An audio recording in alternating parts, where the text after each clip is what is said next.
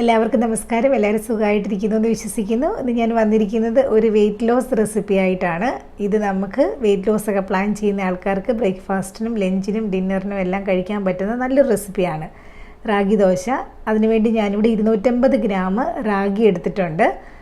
ഇനി നമുക്ക് ഇതിൻ്റെ അകത്തേക്ക് വേണ്ടത് ഉഴുന്ന്. നമ്മൾ ദോശയ്ക്കും ഇഡ്ഡലിക്കൊക്കെ അരയ്ക്കുന്ന പോലെ തന്നെ ഉഴുന്ന് ഇതിൻ്റെ അകത്ത് നമ്മൾ ചേർക്കുന്നുണ്ട്. പക്ഷേ ഉഴുന്ന് ചേർക്കുന്നത് ഇവിടെ 2 ടീസ്പൂൺ മാത്രമാണ് നമ്മൾ ചേർത്ത് കൊടുക്കുന്നത്.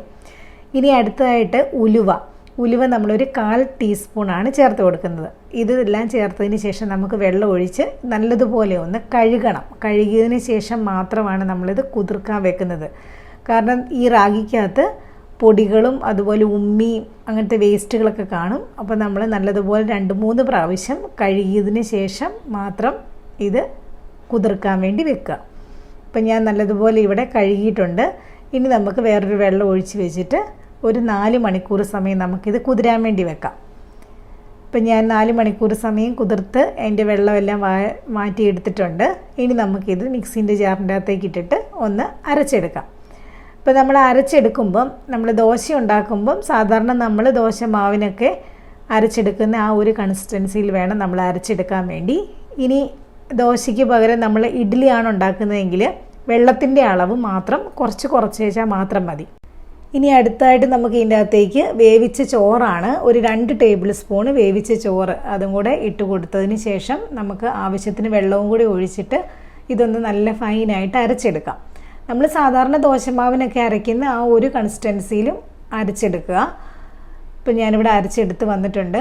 ഇനി നമുക്ക് ഇതൊരു വേറൊരു പാത്രത്തിലേക്ക് മാറ്റി വെച്ച് സാധാരണ നമ്മൾ ദോശയ്ക്കും ഇഡ്ഡലിക്കൊക്കെ മാവ് പുളിപ്പിക്കാൻ വെക്കുന്ന പോലെ തന്നെ ഒരു 6 മണിക്കൂർ സമയം ഇത് പുളിക്കാൻ വേണ്ടി വെക്കണം. ഇപ്പം നമ്മൾ ഇതിൻ്റെ അകത്തേക്ക് ഉപ്പൊന്നും ചേർക്കുന്നില്ല. ഇത്രയും ഇൻഗ്രീഡിയൻസ് മാത്രമേ നമ്മളിപ്പോൾ ചേർക്കുന്നുള്ളൂ. ഇപ്പം നല്ലതുപോലെ അരച്ചെടുത്തിട്ടുണ്ട്. ദോശമാവിൻ്റെ കൺസിസ്റ്റൻസി തന്നെയാണുള്ളത്. ഇനി നമുക്കിത് 6 മണിക്കൂർ സമയം റെസ്റ്റ് ചെയ്യാൻ വേണ്ടി വെക്കാം. അപ്പോൾ 6 മണിക്കൂർ സമയം റെസ്റ്റ് ചെയ്തതിന് ശേഷം നല്ലതുപോലെ നമ്മുടെ മാവ് പുളിച്ച് പൊന്തി വന്നിട്ടുണ്ട്.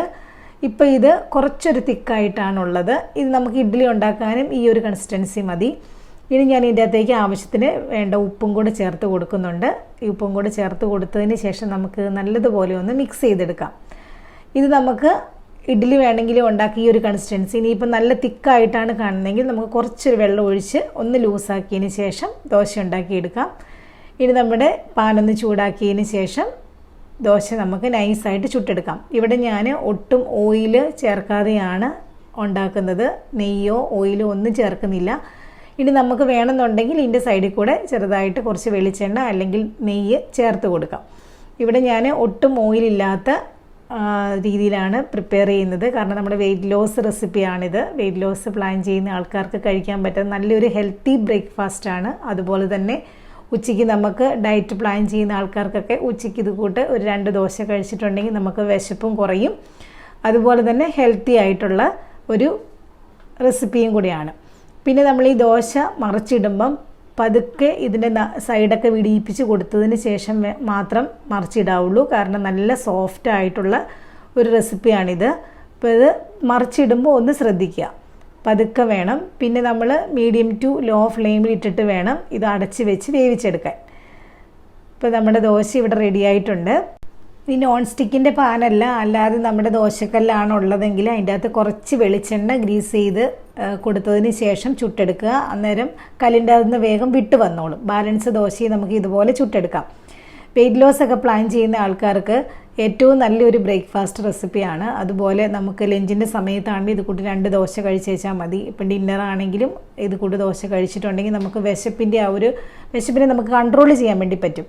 ഇപ്പം ഞാനൊരു ഡയറ്റ് പ്ലാൻ ചെയ്തുകൊണ്ടിരിക്കുകയാണ്. അപ്പോൾ ആ സമയത്ത് എനിക്ക് ഒത്തിരി യൂസ്ഫുൾ ആയിട്ടുള്ള റെസിപ്പിയാണിത്. വെയിറ്റ് ലോസ് ചെയ്യുന്ന ആൾക്കാർക്കും വെയിറ്റ് ലോസ് ചെയ്യാൻ പ്ലാൻ ചെയ്യുന്ന ആൾക്കാർക്കും പറ്റിയ ഒരു നല്ലൊരു റെസിപ്പിയാണിത്. ഇതെല്ലാവരും ഒന്ന് ട്രൈ ചെയ്ത് നോക്കുക. ഇഷ്ടപ്പെട്ടുണ്ടെങ്കിൽ ലൈക്ക് ചെയ്യാനും ഷെയർ ചെയ്യാനും സബ്സ്ക്രൈബ് ചെയ്യാനും മറക്കരുത്. അടുത്തൊരു നല്ല റെസിപ്പിയുമായി വരുന്നത് വരേക്കും എല്ലാവരും സുഖമായി സന്തോഷമായിട്ടിരിക്കുക. ബൈ.